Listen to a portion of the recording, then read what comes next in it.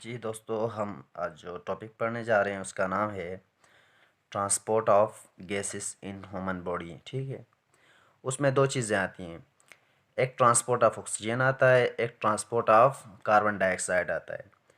आज हम पढ़ेंगे ट्रांसपोर्ट ऑफ ऑक्सीजन। ठीक है, तो ट्रांसपोर्ट ऑफ ऑक्सीजन हम पढ़ेंगे बहुत ब्रीफली। ठीक है, फर्स्ट ऑफ ऑल हम कहते हैं कि जब हम एयर से ऑक्सीजन लेते हैं, ऑक्सीजन, ठीक है, ऑक्सीजन हमारे लंग्स में पहुंचता है। ठीक है, लंग्स तक पहुंचता है, लंग्स से फिर एल्वलाइज में आता है। ठीक है, एल्वलाइज में आता है, एल्वलाइज में आता है। ठीक है, एल्वलाइज में आने के बाद वहाँ आपको पता है कैपिलरीज, फिर उसके बाद कैपिलरीज में जाता है, फिर कैपिलरीज में जाता है। कहाँ जाता है? कैपिलरीज में। कैपिलरीज, कैपिलरीज में जाता क्यों है? कैपिलरीज में जाने की एक वजह ये है, देखिए अभी अल्वलाई में देखा जाए तो क्या है, अल्वलाई में ऑक्सीजन आ गया, ऑक्सीजन आ गया। ऑक्सीजन जब अल्वलाई में आएगा तो ऑक्सीजन में उसकी कंसंट्रेशन बहुत ज़्यादा होगी, जबकि कैपिलरीज में उसकी कंसंट्रेशन बहुत ही कम होगी। ठीक है, तो उसमें अल्वलाइज में कंसंट्रेशन ऑक्सीजन की क्या होगी? ज़्यादा होगी, ज़्यादा होगी, बहुत ही ज़्यादा होगी। ठीक है, फिर फिर कैपिलरीज में उसकी कंसंट्रेशन बहुत ही कम होगी, जिसकी जिसकी वजह से ऑक्सीजन एल्वलाइज से कैपिलरीज में जाएगा और कैपिलरीज से कार्बन डाइऑक्साइड एल्वलाइज में जाएगा। किसकी वजह से? ड्यू टू पार्शियल प्रेशर की वजह से। ठीक है, प्रेशर की वजह से। ठीक है, पार्शियल प्रेशर की वजह से। ठीक है, फिर यहाँ कैपिलरीज में आया। ठीक है, फिर कैपिलरीज से वो जो है ऑक्सीजन शामिल होगा ब्लड में। ठीक है, ब्लड में शामिल होगा। ब्लड में होते हैं दो चीज़ें, देखिए ब्लड में होते हैं दो चीज़ें हमारे पास, एक होता है प्लाज्मा, ठीक है, एक होता है सेल्स होते हैं। सेल्स में भी आपको पता है आरबीसीज हैं, आरबीसीज हैं और डब्ल्यूबीसीज हैं। ठीक है, आरबीसीज और डब्ल्यूबीसीज हैं। यहाँ ऑक्सीजन यहाँ पहुँचने के बाद 3% जो ऑक्सीजन है वो प्लाज्मा में शामिल होता है और 97% ऑक्सीजन जो है कहाँ शामिल होता है? आरबीसीज में शामिल होता है। ठीक है, आरबीसीज में शामिल हो गया 97%। ठीक है, तो यहाँ तक हो गया। ठीक है, फिर इसके बाद हम इसको अभी ब्रीफली पढ़ेंगे। कैपिलरी, मैंने ऊपर क्वेश्चन लिखा है, देखिए how oxygen transport between alveoli and capillary. किस तरह ट्रांसपोर्ट होता है, किस तरह होता है, कहाँ से कहाँ, कहाँ से कहाँ जाता है। ठीक है, ये पढ़ना है। तो मैं कहता हूँ ऑक्सीजन जब ऑक्सीजन ट्रांसपोर्ट होता है अल्वलाई से कैपिलरी में, ठीक है, ये क्रॉस करता है डिफरेंट मेम्ब्रेन्स को। When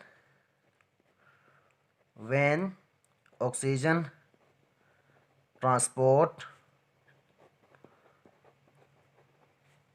transport between alveoli and capillary,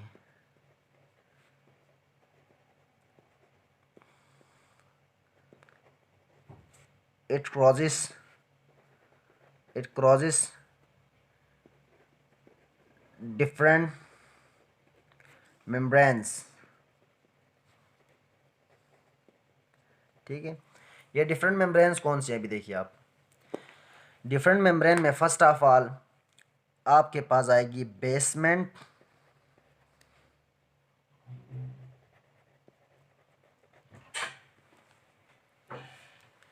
basement देखिए बेसमेंट,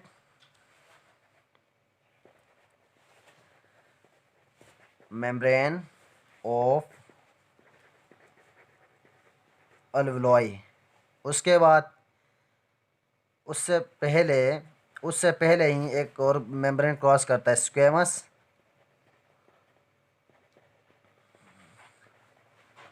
सेल लेयर ऑफ अल्वुलाई, ठीक है। फिर उसके बाद बेसमेंट बेसमेंट मेम्ब्रेन ऑफ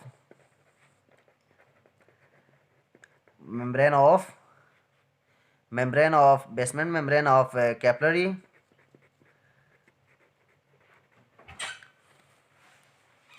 फिर उसके बाद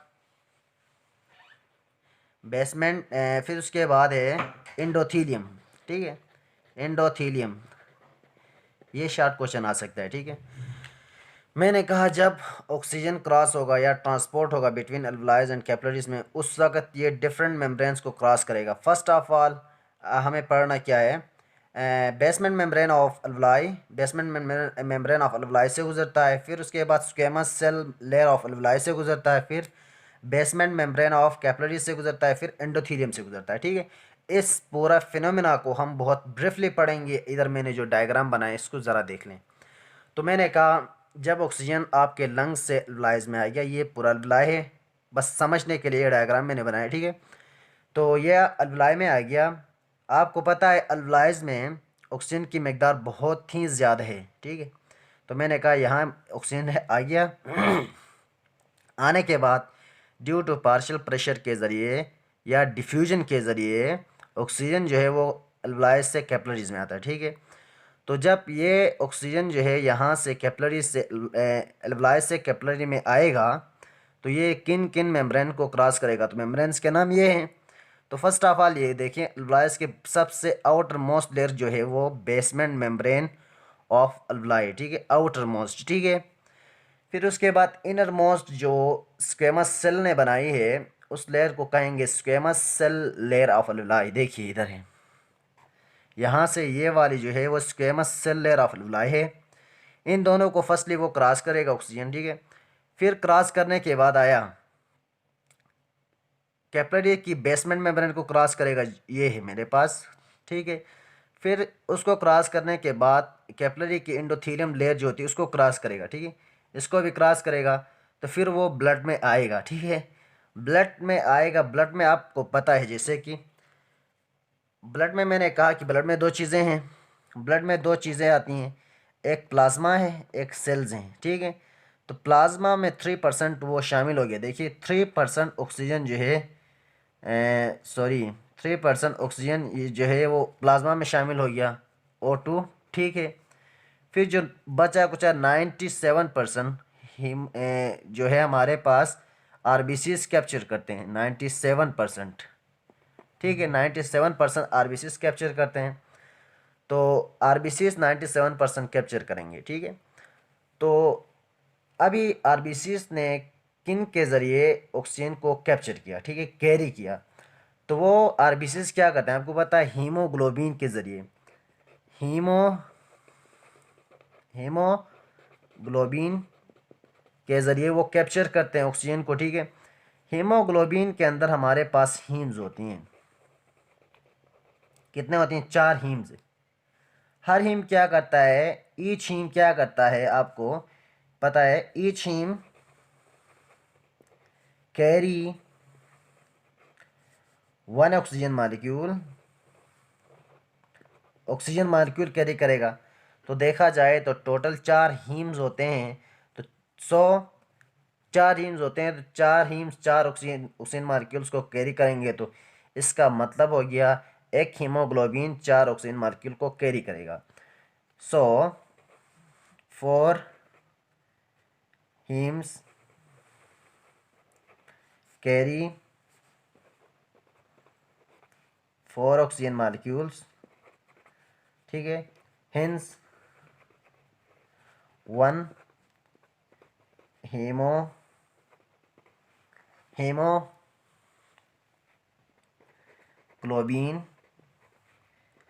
carry 4 oxygen molecules with the help of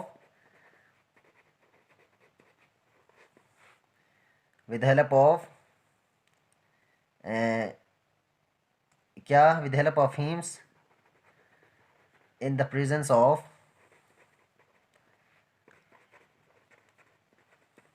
presence of enzyme, एक इंजाइम यहाँ मौजूद होगा जिसके ज़रिए ये ऑक्सीजन को कैरी करेगा। इस इंजाइम का जो नाम है कार्बोनिक एनहाइड्रेज है, ठीक है, एनहाइड्रेज, ठीक है। ये होगा इस तरह। अभी देख लें, ये मेरे पास आरबीसी है, आरबीसीज के अंदर ये मैंने ब्लैक कलर के जो बनाए हैं ये मेरे पास हीमोग्लोबिन्स हैं, ठीक है। हीमोग्लोबिन्स, ये मेरे पास पूरा हीमोग्लोबिन का स्ट्रक्चर है। इसमें मैंने दिखाया 4 हीम्स होते हैं, 1 2 3 4, ठीक है, 4 हीम्स होते हैं। इसमें एक प्रोटीनियस चेन होती है, वो चेन क्या करती है ड्यूरिंग, मतलब देखा जाए तो गैशियस एक्सचेंज होती है ना, उस वक़्त क्या होता है, कार्बन डाइऑक्साइड इधर लगा होता है और ऑक्सीजन उधर ऊपर लग जाएगा, ठीक है। तो ऑक्सीजन इधर आएगा, ईच हीम कैरी करेंगे हर ऑक्सीजन मालिक्यूल को। अगर इनकी मकदार ज़्यादा हो गई, ठीक है, तो ऑक्सीजन की मकदार कंसनट्रेशन ज़्यादा होगी तो ये यहाँ से कार्बन डाइऑक्साइड लीव करेगा, फिर वो प्लाज्मा में शामिल होगा, फिर इसी तरह उसका कल पढ़ेंगे, ठीक है, उस वो कार्बन डाइऑक्साइड की ट्रांसपोर्टेशन हम कल पढ़ेंगे। तो इतना काफ़ी है, ठीक है। तो ऑक्सीजन मैंने दिखाया, देखो ये हीम्स हैं, 4 हीम्स हैं, ठीक है। तो ईच हीम ने एक ऑक्सीजन मालिक्यूल को कैरी किया है, ये देखिए 1 2 3 4, 4 हैं। तो मैंने बताया 4 ऑक्सीजन मालिक्यूल्स को कैरी करता है एक हीमोग्लोबिन। तो बुक में जो रिएक्शन दी गई है वो रिएक्शन को ज़रा देख लें। वहाँ दिया है Hb+4O2, ठीक है, 1Hb+4O2, ये है, ये यहाँ एंजाइम जो है कार्बोनिक एनहाइड्रेज है, ठीक है। एनहाइड्रेज की मौजूदगी में क्या करता है, Hb4O2, मतलब एक हीमोग्लोबिन 4 ऑक्सीजन मालिक्यूल को कैरी करता है, ठीक है। ये बना एक haemoglobin with 4 oxygen molecules. Are you understand? देखिए मैंने बताया था कि एक हीमोग्लोबिन मालिक्यूल 4 ऑक्सीजन मालिक्यूल को कैरी करेगा विद हेल्प ऑफ 4 हीम्स। ये मैंने इधर लिखा है, देखिए इधर, ये एमसीक्यूज में भी आ सकते हैं, ठीक है। तो 4 हीम्स 4 ऑक्सीजन मालिक्यूल को कैरी कर लेंगे, तो टोटल एक हीमोग्लोबिन एक ऑक्सीजन मालिक्यूल को कैरी कर लेगा, ठीक है। तो इस तरह हो गया ये, फिर ठीक है, फिर हमारे बात यहाँ ऑक्सीजनेटेड ब्लड हो गया, ठीक है। ब्लड अभी ऑक्सीजनेटेड हो गया, फिर ब्लड कहाँ जाएगा अभी देखिए ब्लड हमारे पास ऑक्सीजनेटेड हो गया, फिर ये हार्ट में जाएगा। ऑक्सीजनेटेड